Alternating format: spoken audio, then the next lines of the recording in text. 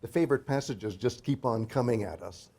And I was saying to Claudia the other day, I really feel like a kid in a candy shop. Let me at it. It's just one beautiful, delicious set of words that have such precision of meaning.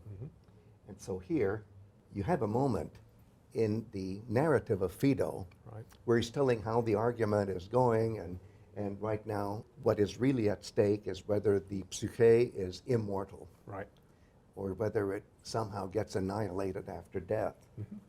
And there's a lot at stake there, especially on the occasion of Socrates is being executed. Exactly. So, Socrates, are you going to be around in an afterlife afterwards or not? And these two very inconsiderate young philosophers who are not totally sensitive about the fact that a lot is at stake for what's going on Socrates in the moment. himself personally, have just finished what they think is a demolishing of the idea of the immortality of the soul. Did I say soul?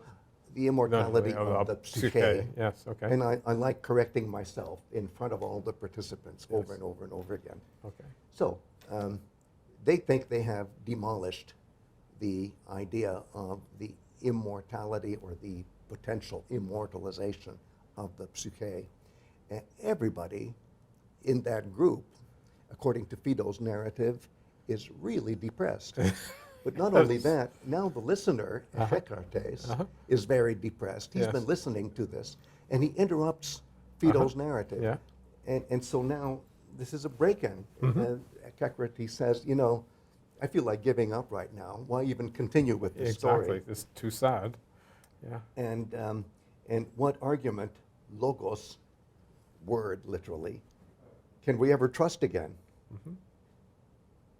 And if Socrates can't win the day with his words, who's going to champion the cause of the immortalization of the soul? And then if I could just read the part that especially fascinates me here in 88D, you see the argument that the soul, psyche, is some kind of a tuning, harmonia, has always been wonderfully attractive to me. So this is the listener saying, well, that always was what drove me and what gave me hope. That yes, there is an afterlife. And now, from what you tell me, Phaedo, this argument was demolished by those two young smart Alex. In that conversation. So what's going to happen? Tell me, for Zeus's sake, tell me, how did Socrates follow up on the argument of these two smart Alex? He's really invested in this argument in a deep way. He himself and the people there. And then I love the way this listener is asking, or was he not upset? And instead responded calmly to the cry for help and ran to the rescue, Boētheîn. Of the logos. And Boētheîn is a very heroic word. And you use it when you're praying to a hero, a cult hero. I'm in trouble. Come and help me. And then the hero runs, not just comes, and helps you. And that's what Boētheîn is. And so the question is asked in heroic terms. It's as if Socrates were a hero and were running to the rescue when the argument, the logos, the word, was about to die because the argumentation of the two smart Alex was enough to demolish even hoping for an afterlife. So the cult context is a reflex of the epic context. That's it. So once again, good old Plato, with philosophical agenda, is using the words of the ancient Greek song culture, epic, lyric, drama, you name it. I'm going to fast forward. I love the way, at this point, Socrates, of course, does take charge, and he then modulates him to a new phase of argumentation. But the way he does it, again, is very traditional. He's saying, do you feel like cutting off your beautiful hair? He says to one good-looking respondent, who happens to be Phaedo himself. And Phaedo says, yeah, I guess I will. And Socrates says, no, you don't. Mm-hmm. If you do that, and if you give up on the word, Right. Then all is lost, but you must Right. not do it. And the implication is Right. that there is hope for saving the word Right. and That- for generating an argument that will win. Right. And that argument is modeled on the way a hero runs to the rescue. So who would that hero be? Pretty good. Herakles himself. Yes. And of course, Socrates is very modest. No, don't think of me as Herakles. Just think of me as Herakles' Sidekick. inferior little nephew, Yes. Iolaos, Right. Right. who is a sidekick. Yes.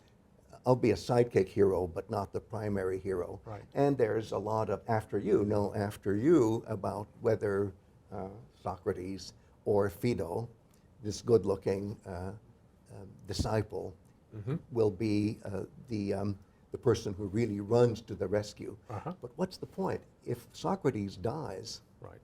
then who will run to the rescue? It's his students. That's right. And Yep. his students are the ones who have to model themselves on the hero whom you invoke and who then comes, not just comes, but runs to the rescue. Right. Right. And that means that the word does not have to depend on Socrates, Right. because Socrates will die, Yep. and we'll all die. Right. But whoever the next generation is, Yes. to hear the cry for help and run to the rescue. Right. And rescue not Socrates, Mhm. but the word Right. that So- Socrates is starting. So he's really generated the argument that saves the logos. Exactly, Yep. exactly. And so the words here, just as you say, Mm-hmm.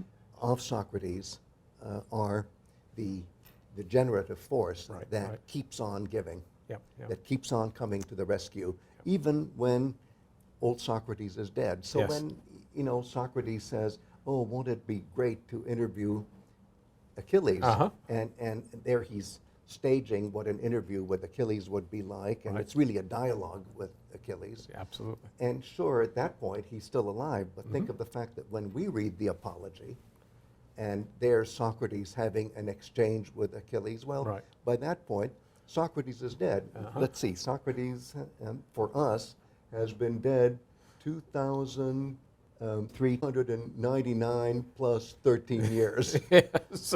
That's a long Right. time to be dead, and Uh-huh. so he's in the same category as Achilles. And after all, if there is an afterlife, he's Right. going to be there with heroes, because heroes are the models for the afterlife. Right. Right. I mean, by definition, the apology itself is after his death. Is after his death. That's Yes, the predication. Yep.